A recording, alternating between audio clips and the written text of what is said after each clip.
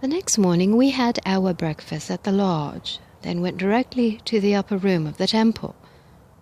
There was no visible concept of the confines of a room, nor any evidence of limitation, and so we moved freely with no thought of exertion.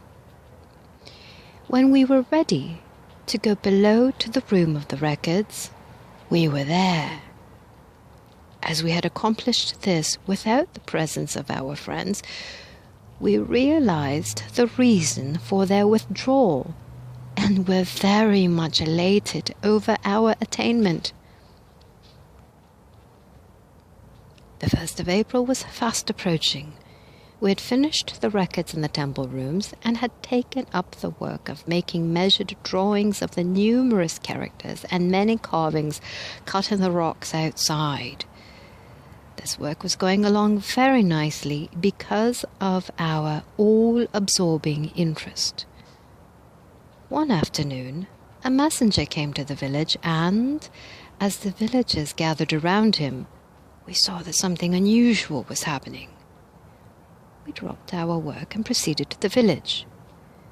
We met our hostess and were informed that the messenger had brought the information that a party of bandits was at large in the valley below.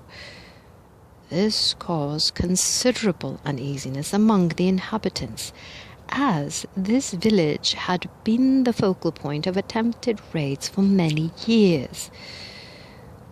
The report had gone far and wide that the Ch2 temple was the hiding place for vast treasure.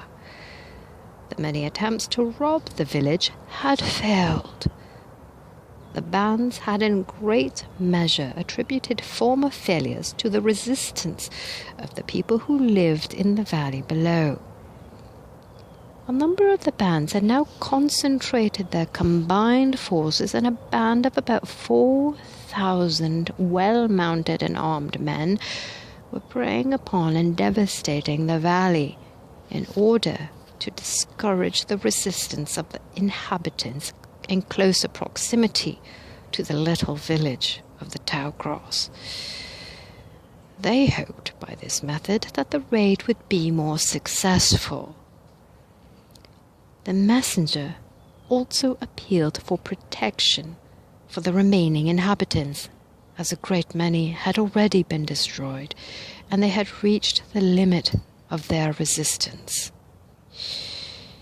He was told that there was no one in the village who could be sent, but our hostess assured him that he could return to his home and that no harm would come to his people.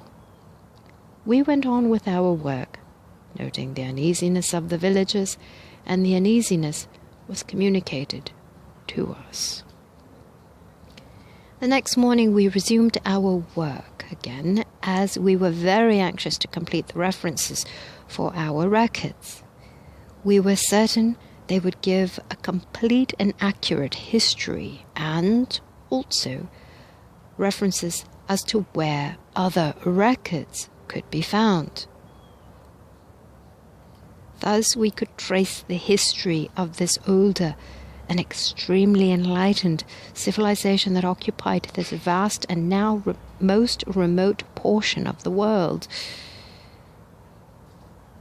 We were disturbed by the possibility of losing this collection by reason of the bandit raids. As the results of our work, this collection was all assembled in the rooms of the records, where they had hitherto withstood a number of similar raids from the same source. That evening we talked to our hostess about the possibility of the formulation of some plan to aid the villagers, and voiced our surprise and wonder at the absence of our friends. We were told that, as an appeal for aid had been made by the messenger, the bandits would be obliged to stop their raids, or they would destroy themselves. We retired that evening fully assured that we had been over-solicitous of our own safety.